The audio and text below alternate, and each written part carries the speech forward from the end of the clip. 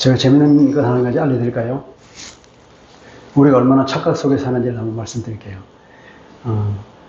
한밤중에 저 산속에 들어가서 아무도 없는 곳에서 혼자 있다고 칩시다. 그러면 그 상태가 얼마나 고요할까요?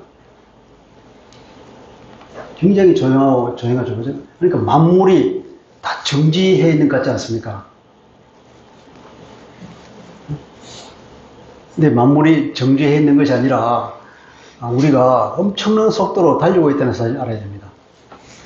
지구가 자전하지 않습니까? 지구가 자전하는 것을 얼마나 빠른 속도로 달리는지를 제가 계산을 해보니까 시속으로 따지면 시속 1675km로 달립니다. 무섭죠? 비행기를 타보면 비행기가 가장 빠를 때가 한 1000km쯤 돼요, 시속.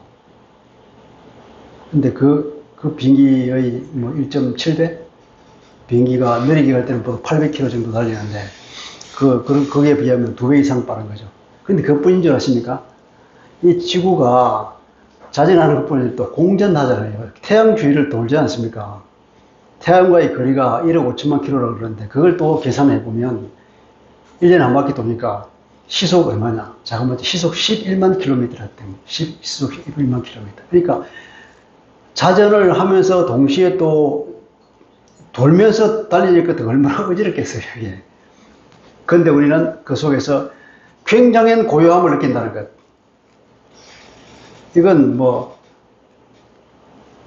저는 잠깐 계산을 해봤지만, 이것은 제가 죽어도 깨어나도 그 사실을 몰라요.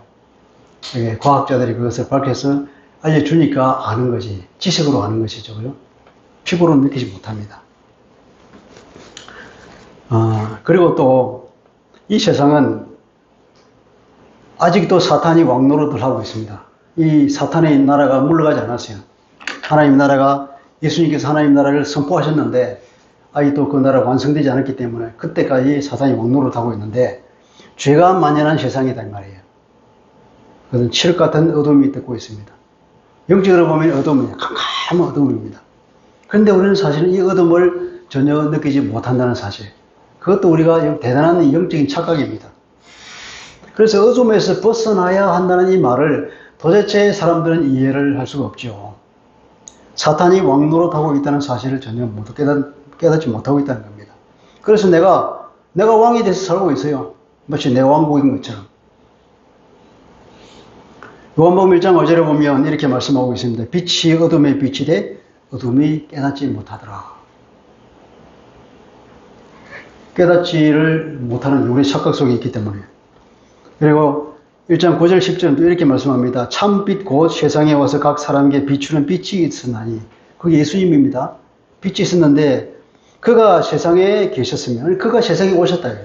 세상의 주인, 세상의 창조주 그분이 세상에 오셨지만 세상은 그로 말미암아 지음바 되었지만 세상이 그를 알지 못하였다. 이런 착각과 모순이 이 세상에서 벌어지고 있습니다. 오늘 읽은 이 말씀은 요한복음에서 요한이 예수님이 어떤 분인가를 밝히기 위해서 예수님의 표적사항을 쭉 나열을 했는데, 그게 요한복음에는 예수님이 행하신 7개의 표적을 말하고 있어요. 예수가 누군가를 밝히기 위해서 표적을 중심으로 얘기를 하다가 예수님이 하도 안 믿으니까 마지막에 십자가를 지기 직전에 대정설교로는 마지막 설교를 하고 있는 상황입니다. 일종의 고별 설교예요, 예수님의. 대중을 상대로 해서는.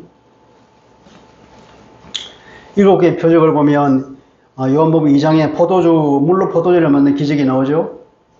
그리고 4장에 들어가면 그 왕의 신하의 아들을 고친 기적이 나옵니다. 5장에 들어가면 38년 된 병자를 고친 기적이 있습니다. 6장에는 오병이어의 기적이 있고, 그리고 물 위로 걸으신 예수님의 이 기록이 나옵니다. 9장에는 소경을 고친 얘기가 나옵니다. 그리고 말하죠. 바리새인들을 보고 누가 소경이냐? 너희들은 눈뜬 장님이다. 그렇게 말하고 있죠. 우리가 눈뜬 장님이 아니길 바랍니다. 그리고 마지막으로 11장에 이어서 죽은 나사로를 살린 얘기가 나옵니다.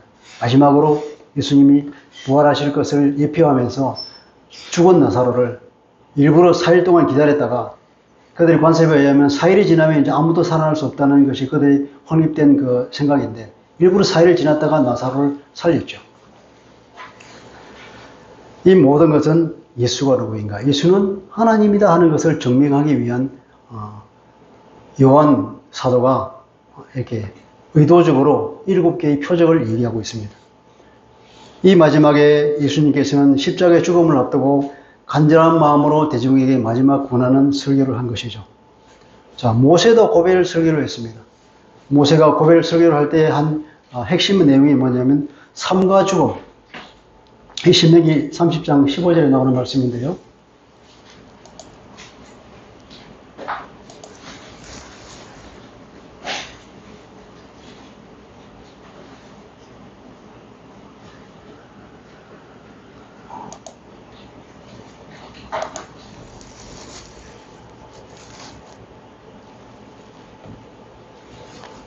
이렇게 말하고 있습니다. 보라, 내가 오늘 생명과 복과 사망과 화를 내 앞에 두었다. 그러니까 삶과 죽음이죠. 삶과 죽음, 복과 저주를 네 앞에 두었다는 것입니다. 그런데 이 선택은 네 몫이다 이 말이에요. 하나님의 말씀을 잘 들으면 생명과 복을 누릴 것이지만 하나님의 말씀을 거역하고 우상을 숭배하면 사망이 올 것이고 저주가 따를 것이다. 그런 말입니다.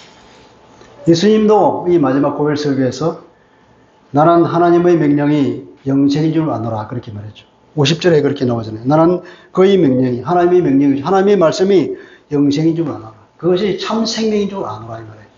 너희들이 무엇을 택할 것이냐? 생명이냐 사망이냐 택하라 이런 거죠.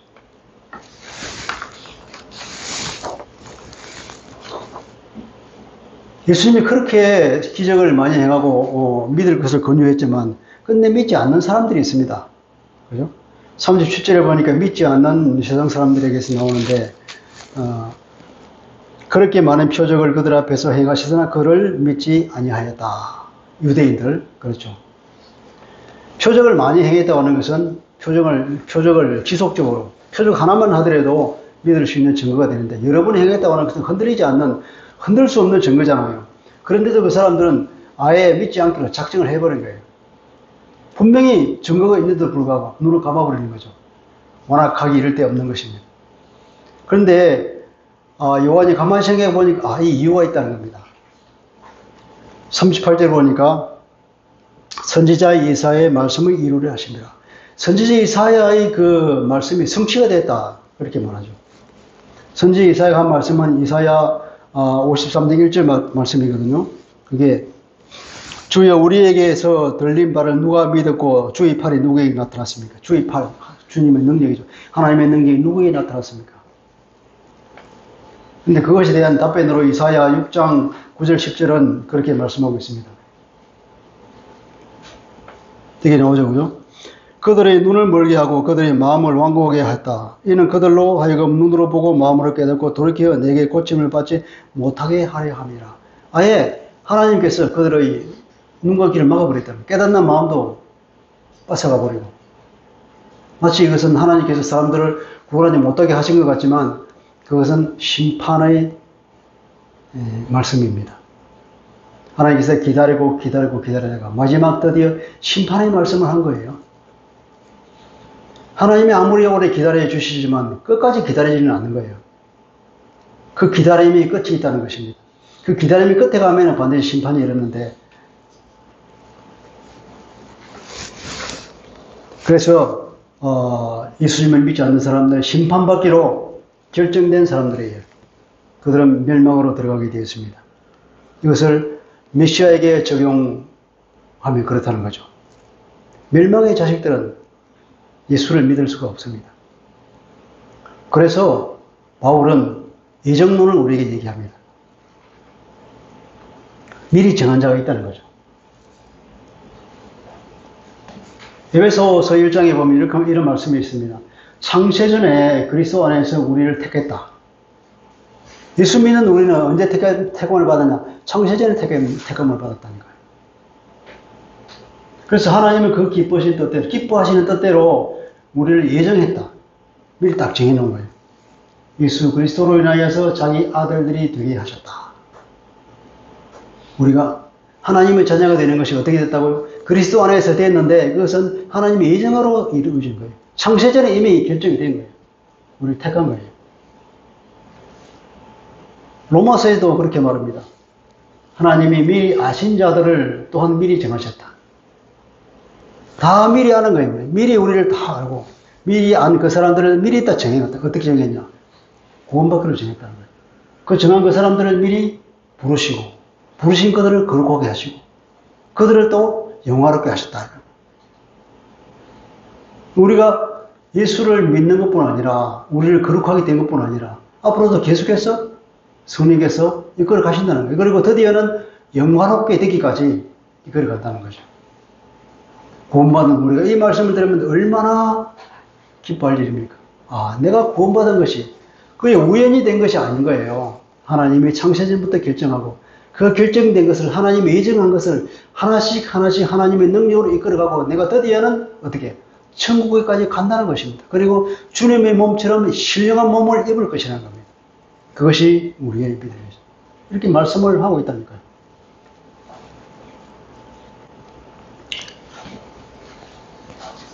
이렇게 믿지 않는 사람들, 우리가 어떻게 대할 것인가. 예수님은 제자들을 12제자를 파송하면서 만약에 너희 말을 안 믿기달라 어떤 가정으로 들어가든지 어떤 성회로 들어가든지 나올 때는 신발에 묻은 먼지를 떨어버리라. 굉장한 쇼킹한 말씀인데 야 이래도 될까? 내가 전도하다가 내 말을 안 받으면 그냥 신발에 묻은 먼지를 떨어버리고 팍 돌아서 나온다? 냉정한 말 같기도 하고 내가 이래도 될까 하는 생각이 들어요. 그런데 주님은 분명히 이렇게 말씀을 하셨습니다. 복음을 거부하는 사람들에 대해서는 멸망이 예정되어 있다는 것입니다. 끝까지 거부할 때. 물론 몇 번 만에 그렇게 하는지 모르지만 내가 몇 번째인지는 모르지만 불신의 이유는 또 다른 각도에서 보면 사탄이 방해 때문에 그렇습니다. 우리가 현상에다 눈을 고정시키는 거죠. 이 지구가 엄청난 속도로 돌고 있다는 사실을 모르는 것이죠. 우리 현상에 보면은 고요하잖아요. 얼마나 조용합니까? 거기에만 눈을 고정시키고 이 눈을 보다 더 넓히지 못한다. 마음 눈을 못 넓히는 거죠. 사탄은 그렇게 우리를 고정시켜서 하나님을 보지 못하게 만들어요. 하나님의 말씀을 깨닫지 못하게 막아버리는 거죠. 그래서 우리는 기도가 필요합니다. 고린도후서 4장 4절에 보면 하나님을 못 보게 복음의 광채의 빛이 못 비치게 방해한다는 거죠. 전도는 영적인 전쟁이고 많은 기도가 필요하다는 사실을 저도 깨닫습니다. 그래서 믿음은 하나님의 선물이다 그런 거죠. 에베소서 2장 8절에는 그렇게 분명히 선언하고 있습니다. 너희는 그 은혜에 의하여 믿음으로 말미암아 구원을 받았다. 그래서 이것은 너희에게서 난 것이 아니다. 네가 잘나서 구원받은 것이 아니라는 겁니다. 그것은 바로 하나님의 선물이다. 우리가 보통 이신칭의라고 해서 믿음으로 구원을 받는다 하지만 엄밀히 말하면 더 들어가면 은혜로 구원을 받는 것입니다. 우리는 어떻게 구원받는다? 은혜로 받는 거예요. 우리에게 믿음을 주시는 것은 은혜입니다. 하나님이 우리에게 은혜를 주셔서 믿음을 주시는 거예요. 그럼 그 믿음을 가지고 우리가 어렵다는 칭함을 받고 구원을 받게 되는 거죠. 구원받는 데 있어 가지고는 그 어떤 것도 0.0001도 우리의 노력과 우리의 의는 보탬이 안 된다는 것입니다. 완전히 100% 하나님의 은혜의 선물이라는 것입니다. 고린도서 4장 8절에 4장 6절은 이렇게 말하고 있습니다. 어두운 데서 빛이 비치라 말씀하셨던 그 하나님께서 이 하나님 어떤 하나님일까요? 빛이 있으라. 창세기 1장에 나오지 않습니까? 창조주 하나님이죠. 최초로 빛부터 창조하신 그 하나님이 어떻게 예수 그리스도의 얼굴에 있는 하나님의 영광을 아는 빛을 우리 마음에 비추셨다. 말이 너무 길어서 제가 일부러 이렇게 줄여놨습니다. 한마디로 하면 하나님께서는 우리 마음에 빛을 비추셨다는 겁니다. 태초에 창조를 할 때 빛이 있으라 하는 그 빛을 창조해서 하나님께서는 우리의 마음에 빛을 비추셨다.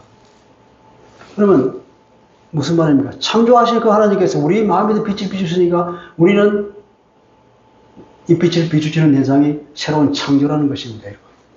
하나님께서 최초에 창조하시고 또 우리에게 빛을 비추시니 그 빛은 새로운 창조죠. 그래서 우리는 구원을 따라오는 것은 새로운 창조가 이루어졌다는 것입니다. 어떤 빛을 비추시냐면은 예수의 얼굴에 있는, 그리스도의 얼굴에 있는 하나님의 영광을 알 수 있는 빛을 비추었다니까요. 예수님의 얼굴에는 하나님을 알 수 있는 영광이 다 있어요. 모세는 하나님을 보고는 모세 얼굴에 빛이 있었다고 그랬잖아요. 그 사람들이 그 빛을 못 보고 얼굴을 수건으로 가렸다고 그랬는데 점점 그 빛은 바래잖아요. 점점 가다 보면 없어지는데 예수님은 아예 얼굴에 그 빛이 본질적으로 박혀 있는 분이에요. 그래서 예수를 보고 하나님을 알 수 있도록 우리로 하여금 그 빛을 비추었다. 그 빛이 곧 은혜라는 거죠. 그 빛이 곧 믿음이라는 거죠. 그 빛 때문에 우리가 예수님을 알 수 있고 하나님을 알 수 있고 말씀을 깨달아서 우리가 예수를 믿었죠. 이것은 새로운 창조입니다.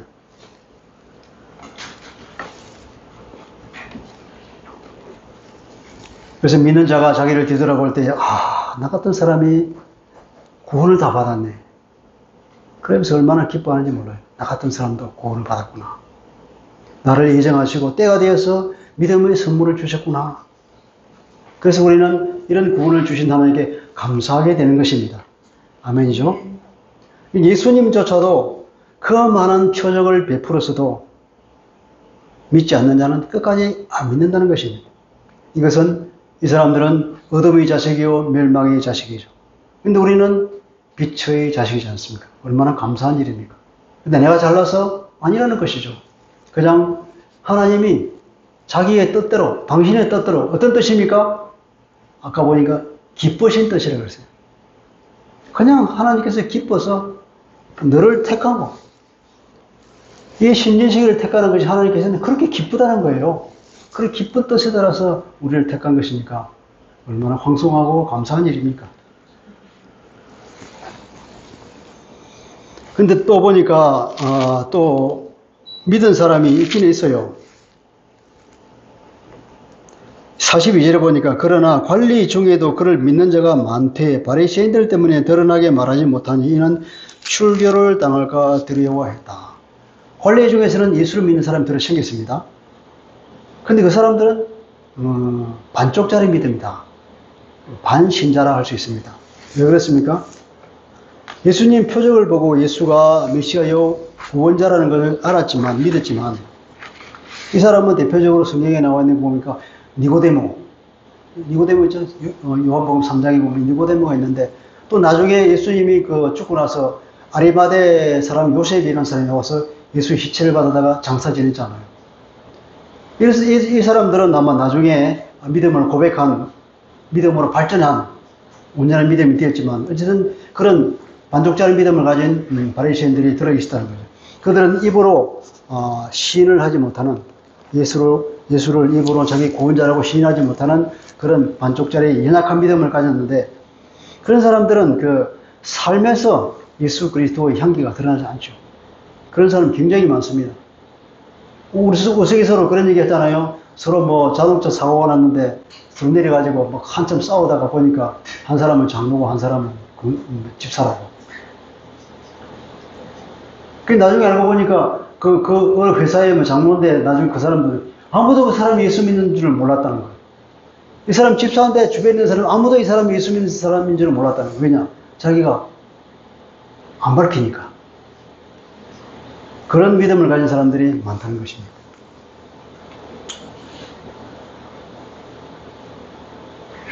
예수님은 지혜로운 사람은 어떤 사람이냐? 내 말을 듣고 실천하는 사람이다. 말을 듣기만 듣고 끝내버리는 사람이 아니라 듣고 이 사람이 그리스도네 그거로 끝나는 게 아니라 그런 말씀대로 사는 그런 사람이 지혜로운 사람입니다. 그래서 반석 위에 지은 집이라고 그러죠. 실천하지 않는 사람은 모래 위에 지은 집이라고. 어떤 시련이 올 때, 고난이 올 때 그 집은 다, 그 믿음은 다 무너져 버린다는 것입니다. 비가 많이 와서 홍수가 나면 집이 싹 쓸려나가서 흔적 없이 사라져버린다는 거예요. 믿음이 없어진다는 것입니다. 근데 이 사람들은 그 이유가 보니까 출교를 두려워했다고 합니다. 출교. 그러니까 출교로 하는 것은 그 유대교에서 쫓겨나는 것인데 이 사람들은 회당 생활을 했거든요. 모든 삶이 유대교 회당에서 다 이루어집니다. 근데 그 회당에서 못 들어가요. 회당에 못 들어가면 이 사람은 유대 사회에서 매장되는 거죠. 쫓겨나는 것입니다. 삶이 안 되는 겁니다. 그 당시 사회상으로 보면 회당은 소속을 의미하는 것인데 공동체의 추방을 의미하거든요. 출교는. 굉장히 무서운 것입니다. 우리도 이런 상황에 처하면 과연 내가 예수를 신할까? 그런 의문이 들 정도로 큰 것이죠. 그런데 이것은 또 더 근본 이유를 보면 43절은 이렇게 말합니다. 그들은 사람의 영광을 하나님의 영광보다 더 사랑하였더라. 그럽니다. 그 이유가 출교를 두려워한 것도 근본 이유는 이 사람들은 하나님의 영광보다도 사람의 영광을 더 가치 있게 여겼기 때문에 그렇다 하는 것입니다. 그러니까 하나님의 영광의 얼마나 가치 있는지 그 가치를 몰랐다는 것이죠. 내가 가지고 있는 이 보화가 얼마나 가치가 있는 것을 몰라서 그렇다는 겁니다. 우리 집에 꼴동품이 하나 있는데 이것이 1억의 가치가 있는 걸 모르고 그냥 개밥것으로 쓰고 있는 사람이 있다는 거예요. 그와 같은 거죠.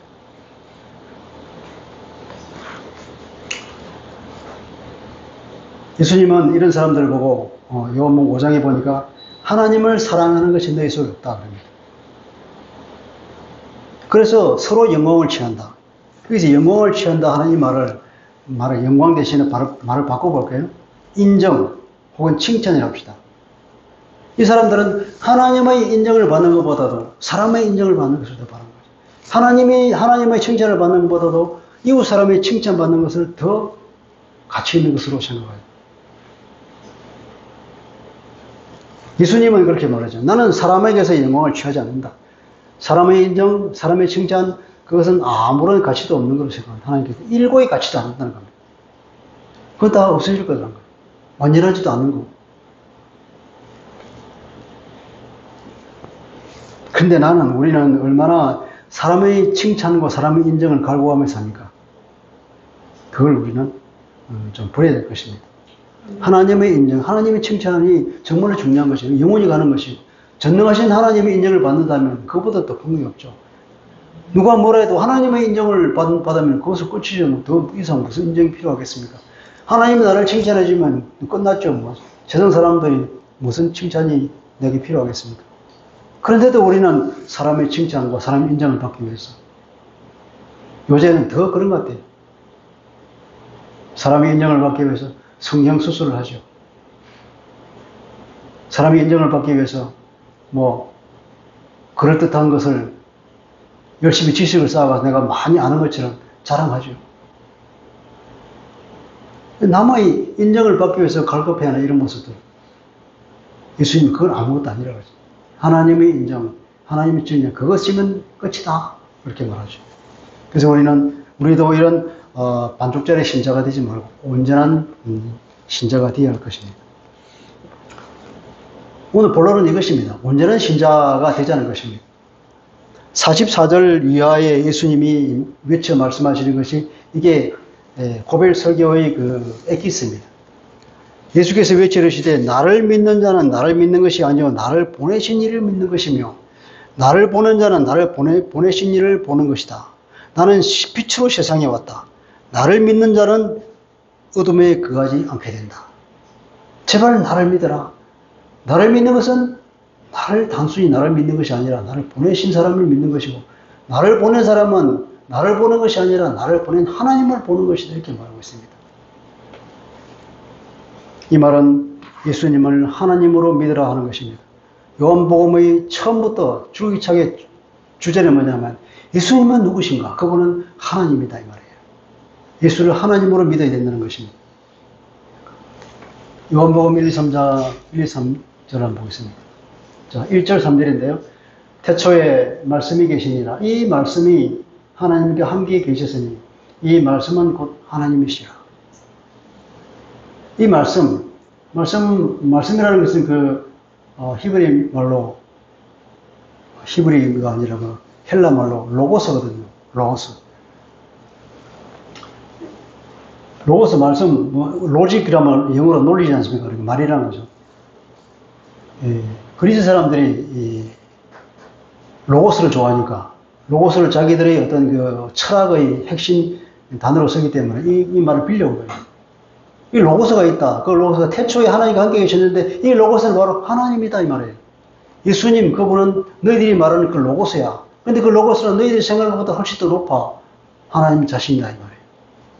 만물이 그로 말미암아 지음바 되었으니 지은 것이 하나도 그가 없이는 된 것이 없느니라. 하나님의 창조사에게 동참하신 그분이.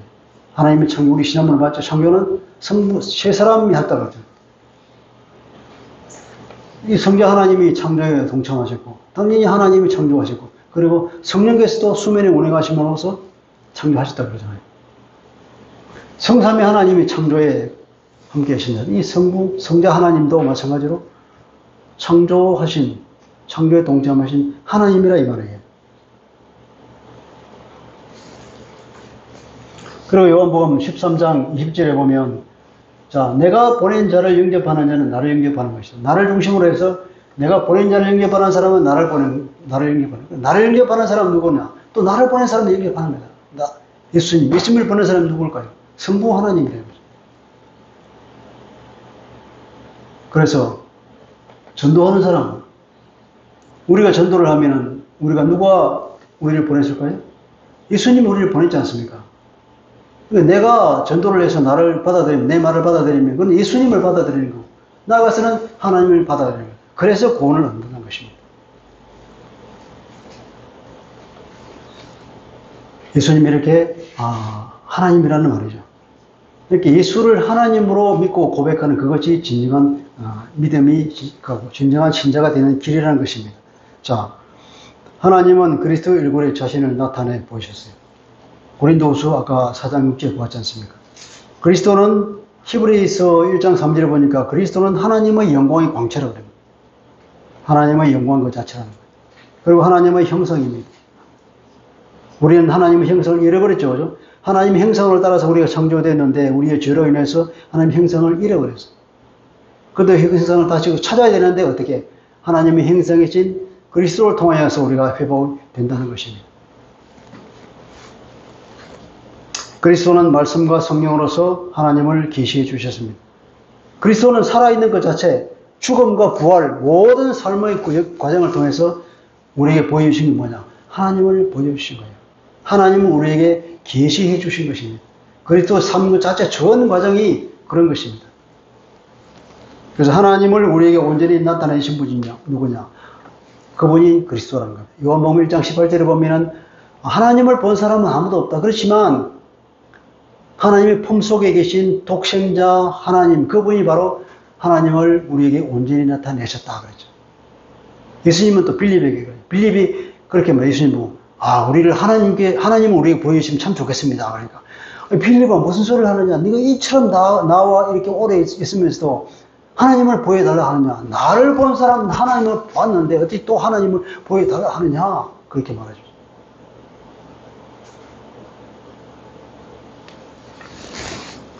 교회의 사명이 무엇일까요?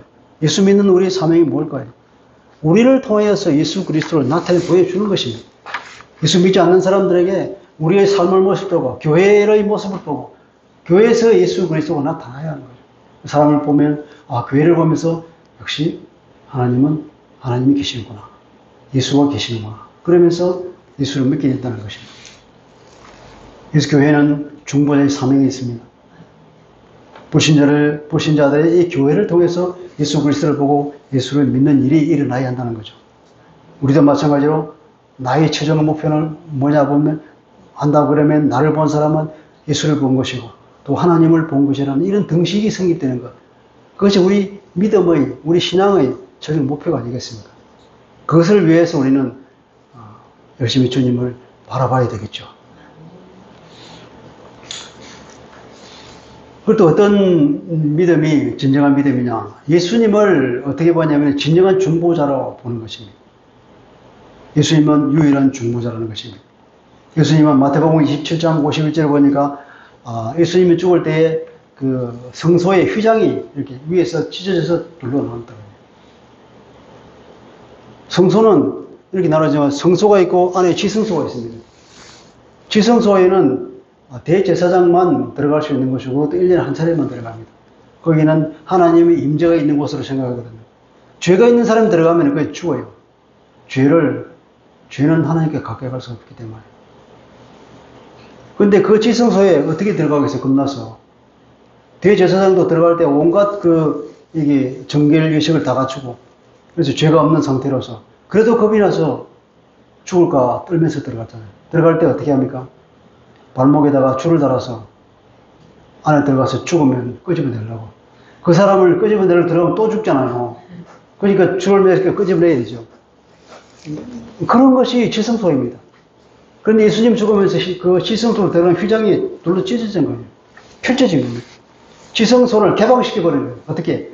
예수님이 몸으로, 자기 몸으로 지성소에 들어가는 이 막을 피로서 부딪혀가 자기가 산산조각 나면서 이거 부딪히게 열었죠. 누구나 예수 그리스도 안에 있으면 누구나 자연스럽게 자유롭게 하나님께 나아갈 수 있는 길이 되셨다는 것이 뭡니까? 중보자가 되는 겁니다. 중보자. 그리스도를 통해서 우리가 마음껏 하나님께 다가갈 수 있는 것이죠. 디모데전서 2장 5절 말씀입니다. 하나님은 한 분이시여 또 하나님과 사람 사이의 중보자 한 분이다. 하나님과 사람 사이를 중보해 주시는 분은 한 분밖에 없다. 그게 누구냐? 사람이신 그리스도 예수라고 했습니다. 그분만이 유일한 중보자입니다. 모세는 율법의 중보자죠. 옛 언약의 중보자이지만 그리스도는 새 언약의 중보자라고 합니다. 히브리서 9장 15절 말씀입니다. 예수님은 또한 내가 곧 길이요 진리요 뭐라고 했습니까? 생명이니 나로 말미암은 자고는 아버지께로 올 자가 없다. 하나님께로 갈 유일한 길인 것입니다. 유일한 길이신 그리스도. 이렇게 그리스도를 믿어야만이 올바른 믿음이 되는 것이죠. 그래서 그런 믿음을 가진 사람은 예수님의 가르침을 하나님의 명령으로 받습니다. 예수님의 말, 예수님의 가르침은 곧 하나님께서 주신 것입니다. 49절, 50절 보면은 내가 자의로 말한 것이 아니오 나를 보내신 아버지께서 내가 말할 것, 내가 이걸 다 가르쳐 주셨다. 그래서 나는 하나님이 주신 명령이 내가 하는 말이 영생인 줄 알아. 내가 하는 말 그 자체가 생명이라는 거예요. 그러므로 내가 말하는 것은 다 아버지께서 내게 말씀하신 그대로 내가 전했다는 거죠. 그래서 예수님의 말씀을 하나님의 말씀으로 받는 그 사람만이 영생을 얻는 것입니다. 요한복음 7장 16절은 내 교훈은 내 것이 아니라 나를 보내신 이의 것이다. 이렇게 말씀을 받을 때에 그 말씀이 우리의 역사에서 구원을 주는 것입니다. 데살로니가 2장 15절은 데살로니가 사람들에게 바울이 이렇게 편지합니다. 너희가 우리에게 들은 바 하나님의 말씀을 받을 때에 사람의 말로 받지 않고 하나님의 말씀으로 받았으니 진실로 끌어얻었다. 이 사람들이 구원을 얻었어요. 얼마 말씀 안 했는데도 그 어려운 환경 가운데서도 예수를 믿어서 구원을 얻었다. 교회를 이루었다. 왜 그러냐? 우리가 하는 말을 사람의 말로 받지 않고 하나님의 말로 받았기 때문에 그들이 구원을 얻은 거죠. 왜 그러냐면 이 말씀이 또한 너희 믿는 자 가운데도 역사하느니라.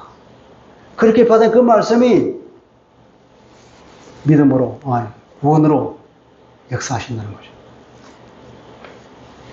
이런 믿음을 가진 사람은 어떤 능력과 권세를 가지느냐 하면은 예수님 자체가 생명이시니까 예수님 자체가 빛이기 때문에 그렇습니다. 요한복음 1장 4, 5절에 이렇게 말하죠. 그 안에 생명이 있었다. 이 생명은 사람들의 빛이다. 사람들의 빛은 사람들에게 생명을 주는 빛이라는 것입니다. 빛이 어둠의 빛이 돼 어둠이 깨닫지 못했다. 생명을 주는 빛이기 때문에 그렇습니다. 그런 예수님을 우리가 영접했잖아요. 예수님의 요한복음 8장 12절에 나는 세상의 빛이다. 그러죠. 나를 따르는 자는 어둠에 다니지 아니하는 하고 생명의 빛을 얻는다. 세상의 빛, 생명의 빛. 그래서 어둠에 다니지 아니한다. 우리 속에는 빛이기 때문에 어떻게 빛의 속성상 어둠이 공존할 수 있습니까? 어둠은 당연히 물러가죠. 그래서 예수 믿는 자의 권세는 이 빛의 속성 때문에 어둠을 물리치는 것입니다. 46절 나는 빛으로 세상에 왔으니 무릇 나를 믿는 자로 하여금 어둠에 거하지 않게 하려 함이라다. 나를 믿어라. 어둠에 거하지 않는다. 예수님의 피, 예수님의 이름, 예수의 십자가. 그러면 이걸 다 뭘 상징합니까? 예수의 구속 사역을 말하고 있잖아요.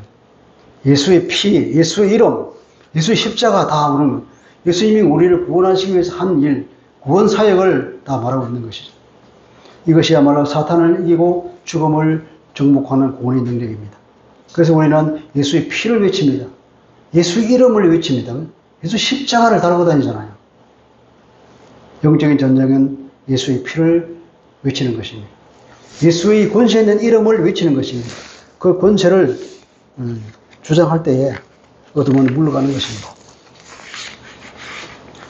사단은 사람의 힘으로는 할 수 없는 힘입니다. 놀랍게도 예수의 이름을 부를 때에 귀신이 떠나가고 질병이 치유되는 놀라운 눈에 보이지 않는 변화가 일어납니다. 사탄이 왕노릇하는 어둠의 삶은 어떤 삶일까요? 세 가지 측면을 볼 수 있는데 첫째 측면은 우리가 결핍을 들 수 있습니다. 에덴 동산을 쫓겨나서 자원이 이제 결핍되잖아요. 제한된 자원으로 사니까 사람들이 어렵죠. 그때 사단이 우리 몸에 들어와서 뭐라 그러냐, 탐욕을 부추깁니다. 나 아무것도 없잖아. 열심히 쌓아. 그래서 뺏고 뺏는 싸움이 벌어지죠. 서로 다투고 분노하고 원망하고 미움이 생기고 살인까지 일어나고 있습니다. 이 모든 제약이 다 어디서 나오는지 결핍 때문에 생기는 거예요.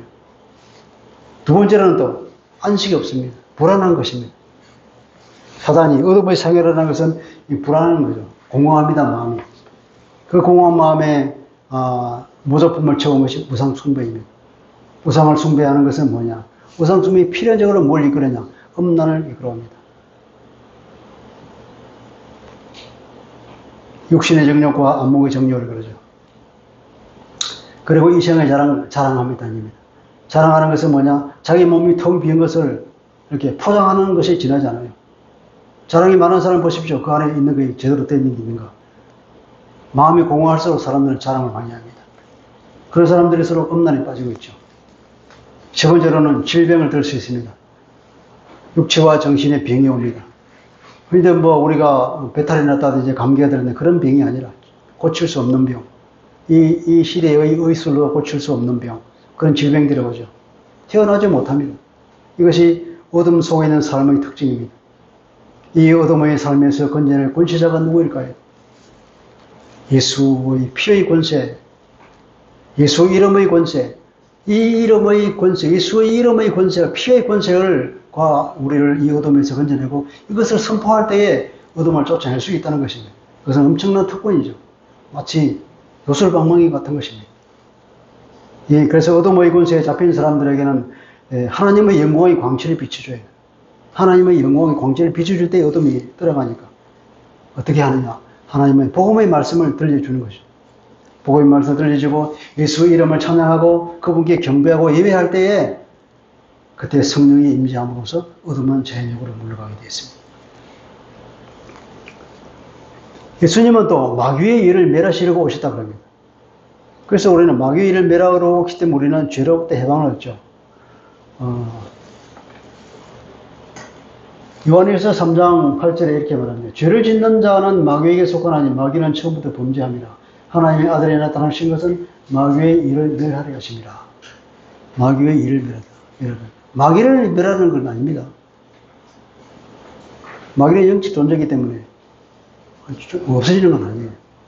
자, 마귀의 일이 뭘까 하면은 죄를 짓는 자마다 마귀에 속한다. 마귀의 일은 죄를 짓게 하는 것입니다. 죄.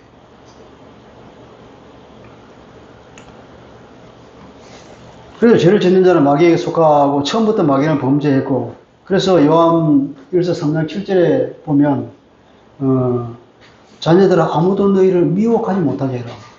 사탄이 너희들을 미혹하지 못하게. 다시 말하면 사탄의 속임에 넘어가서 죄를 짓는 일을 하지 말라 이 말이에요. 이 마귀의 일을 없애는 것은 우리가 죄로부터 해방을 얻는다는 것입니다.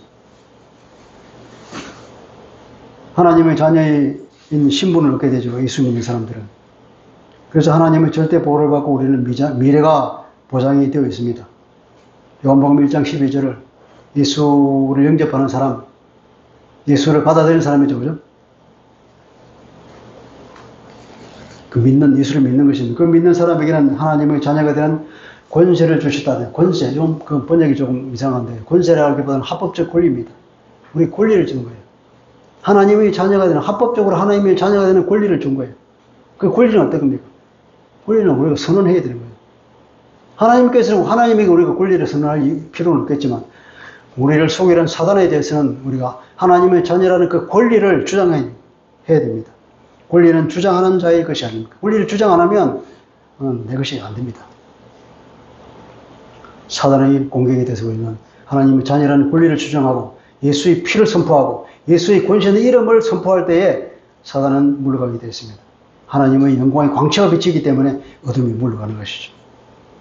이런 진정한 믿음을 소유한 사람들은 새로운 창조가 이루어졌기 때문에 삶의 변화가 일어나게 되겠습니다. 이런 예수를 깨닫는 사람들은 총체적인 인격적인 변화가 일어나죠. 빛의 아들로서 변화되어 간다는 것입니다. 가치관이 변하고 세계관이 변한다는 것입니다. 보는 것, 생각하는 것, 판단하는 것, 말하는 것, 행동하는 것이 점점 달라집니다. 의로운 사람으로 사랑하는 사람으로 바뀌는 거죠. 그렇게 바뀌는 것입니다. 그 삶의 변화가 일어나죠. 그것은 한 번에 갑자기 변하는 사람도 있지만 대부분은 점진적으로 조금씩 변합니다. 물론 늙어 죽을 때까지 조금밖에 안 변하는 사람도 있지만 많이 변하는 사람도 있고 어쨌든 변하는 거예요. 조금이라도. 어떻게 그렇게 변하느냐. 예수를 바라봄으로써 그렇게 됩니다. 예수를 자꾸 묵상해야 돼요. 주는 영이시니 주의 영이 계신 곳에는 자유가 있다 그럽니다. 주는 영이시. 예수의 영이 있는 곳에 율법으로부터 자유가 있는 것이, 죄로부터 자유가 있는 것입니다. 우리가 다 주의 영광을 본다. 우리가 다 주의 영광을 보며 그와 같은 행성으로 변화하여 영광에서 영광으로 이른다. 우리는 점점 변화해서 주님의 영광스러운 모습처럼 변화해서 나중에는 어떻게 된다? 천사처럼, 천사보다 더 영광스러운 예수님의 얼굴처럼 변하는 거예요. 변할 때 어떻게 일하느냐? 주의 영으로 말미암아 주님의 성령 때문에 그렇게 되는데 어떻게 해서 그렇게 되느냐 하면 우리가 주의 영광을 볼 때 그렇게 되는 겁니다. 주님은 하나님의 영광이 있잖아요. 그 주님의 영광을 자꾸 봐야 되는 거예요. 그리고 주님의 영광을 볼 때에 우리가 그와 같은 형성으로 변화하는 것입니다. 예수님을 묵상해야 되죠. 말씀을 묵상해야 돼요.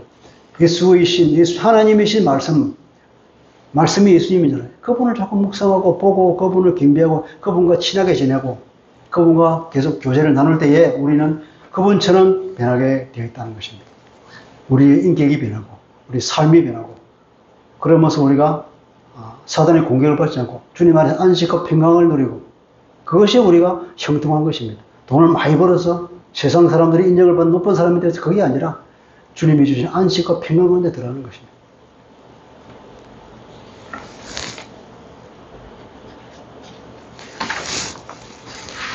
그래서 이런 사람들은 새로운 창조물이다 이렇게 말하죠. 고린도서 5장 17절입니다. 그러므로 누구든지 그리스도 예수 안에 있으면 새로운 피조물이 됐다. 이제 그것은 지나갔으니 보라 새 것이 되었다. 우리는 새로운 몸입니다. 재창조된 몸이에요. 말씀을 이어갑니다. 믿음은 하나님의 은혜를 주는 선물이라고 그랬습니다. 우리가 멸망의 아들이 아닌 것에 감사합시다. 하나님의 영광이 아닌 사람의 영광을 더 찾을 때에 믿음은 성장하지 못합니다. 반쪽짜리 신앙이 떨어집니다. 사람을 죽인 후에 더 어떻게 하지 못하는 인간을 두려워하지 말고 죽인 뒤에 영원한 지옥불에 던지는 권세 있는 그분을 두려워하라 그랬어요. 누가복음에. 하나님을 두려워하라. 하나님의 영광을 더 취하고 하나님이 주시는 인정을 최고로 알고 그분의 인정과 그분의 칭찬을 받기 위해서는 우리는 노력해야 된다는 거죠. 그래서 올바른 신앙 고백을 통한 믿음이 온전한 믿음이 된다는 것입니다. 어떤 믿음입니까? 예수는 하나님과 동일 본체시오 제2위 성자 하나님인 것을 우리가 알아야 됩니다. 그리고 예수는 우리의 유일한 중보자요 그리스도이다. 메시아라. 구원자라는 걸 알아야 됩니다. 베드로가 이런 고백을 했죠. 마태복음 16장 16절입니다. 주는 그리스도시요 살아계신 하나님의 아들이십니다. 그랬습니다. 이런 고백을 했더니 예수님께서 그래 이 신앙 고백 위에 내가 교회를 세우겠다. 그랬습니다. 그렇게 세운 교회는 어둠의 권세가 이기지 못한다고 했죠. 도마, 여러분 도마 있잖아요. 도마 예수님 부활을 절대로 믿지 못하는 그 도마조차도 나중에는 예수님을 어떻게 고백했습니까?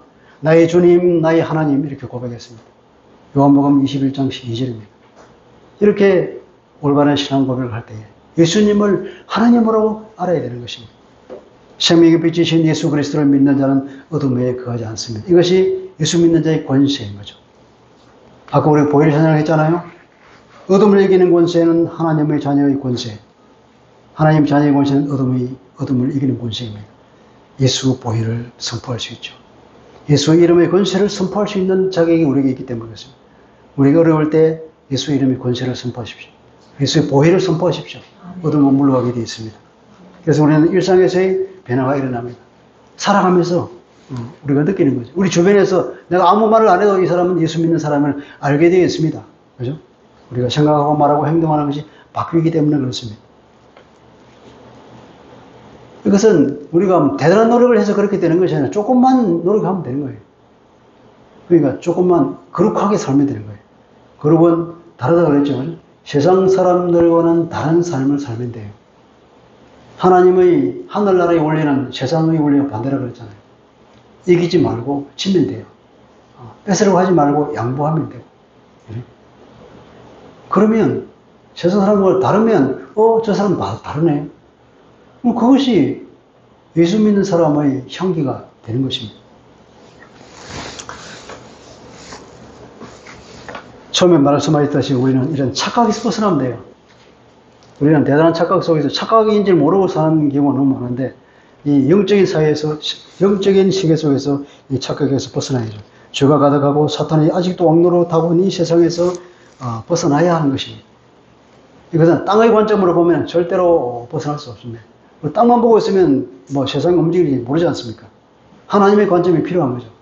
우리가 있는 이 시스템을 벗어나야 이 시스템 속에 일어나는 걸 알 수 있지. 이 시스템 속에 있으면은 우리가 모릅니다. 시스템 밖에서 봐야 알 수 있는 것이죠. 어둠을 박차고 나와야 하는데 어떻게 박차고 나옵니까? 예수를 하나님의 아들이요 구원주로 믿어야 한다는 것입니다. 예수님 하나님의 구원의 손길인 예수 그리스도를 거부하는 것은 그 자체가 심판입니다.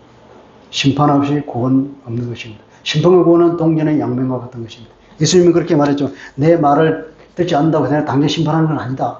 그러나 나중에 종말에 대해서 심판할 때가 오면 내가 한 그 말이 심판이 될 것이다. 그 말입니다. 예수를 안 믿는 것 자체 바로 심판입니다. 그것은. 우리는 영적인 싸움을 합시다.